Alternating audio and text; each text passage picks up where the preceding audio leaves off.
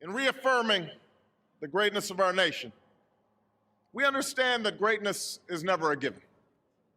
It must be earned. Our journey has never been one of shortcuts or settling for less. It has not been the path for the faint-hearted, for those who prefer leisure over work or seek only the pleasures of riches and fame.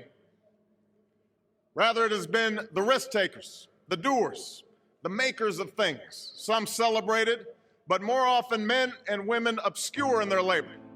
Bernie Marcus and Arthur Blank dreamed up the Home Depot from a coffee shop in Los Angeles in 1978, envisioning a superstore offering a wide variety of merchandise at great prices. Marcus and Blank opened the first 2 Home Depot stores in Atlanta the following year. The 60,000 square foot warehouses dwarfed the competition, with more items than any other hardware store.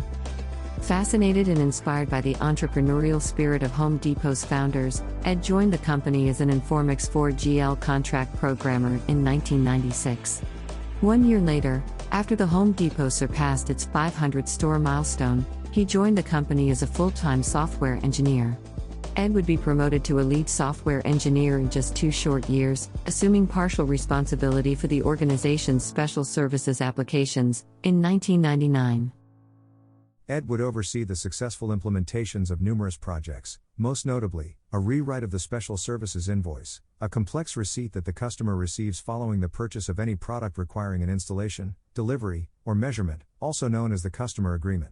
During this same time, Ed worked alongside David Brooks, the current Senior Vice President and Chief Technology Officer at Cox Automotive, who pioneered the first incarnation of Home Depot's e-commerce platform.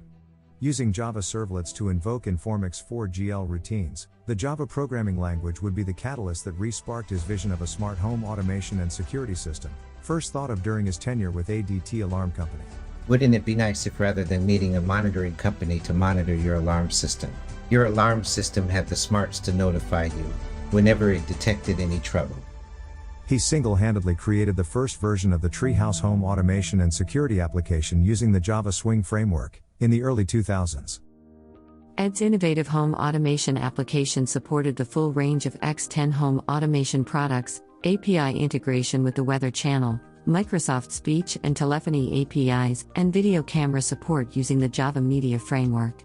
It was able to notify home or business owners through a text message or a physical phone call. Your garage door has been open for 1 hour and 22 minutes. Ed played a crucial role in designing and developing Home Depot's centralized customer database, introducing a custom application programming interface across multiple store-side applications that would improve the integrity of enterprise customer-centric data. In 2002, with the opening of Home Depot's landscape supply store concept, Ed would lead the effort to add tiered pricing capability to the centralized customer database, enabling professional customers to participate in Home Depot's newly created loyalty program.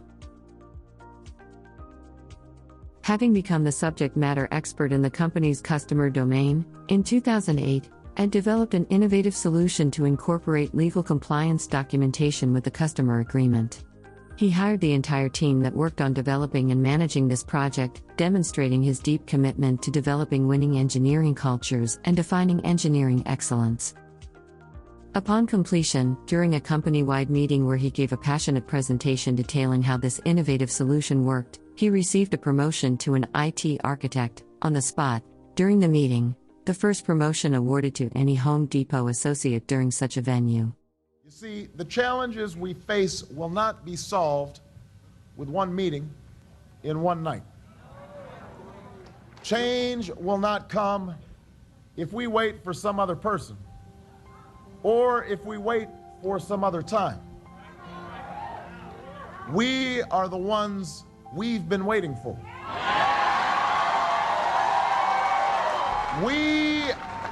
We are the change that we seek.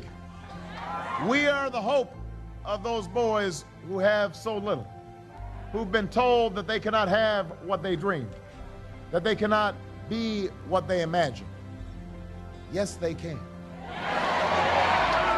Like many Americans, Ed was genuinely inspired by Barack Obama's thought-provoking Super Tuesday speech.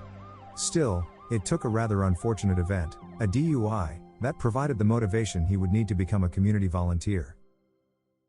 Ed would join the Big Brothers Big Sisters program of America in 2009 and be paired with a 7-year-old child named Quentin Little. The two would form a bond and have an impact on one another's lives like none other, engaging in outings and excursions twice a month throughout Quentin's adolescent and teenage years, extending their relationship well beyond the program's requirements.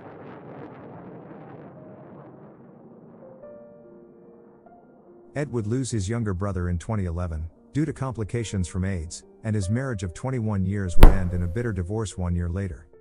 Now, a 16-year veteran with the Home Depot, and newly married to his childhood sweetheart, an industry-wide transformation would cause his career to change in ways he had no control over, ways that would change his life, forever.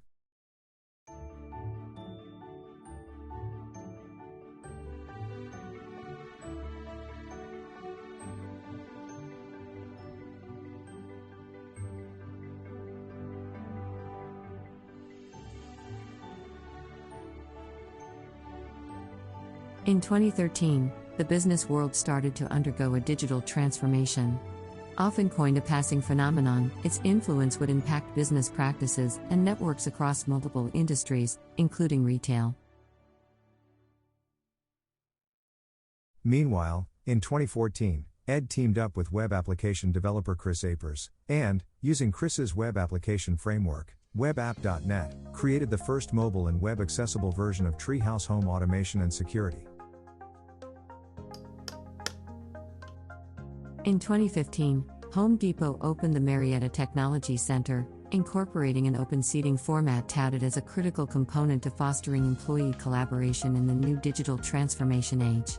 With the advent of a new Republican president the following year, Home Depot rolls out the open seating structure across the organization, to the dismay of Ed Clark and other staunch introverts.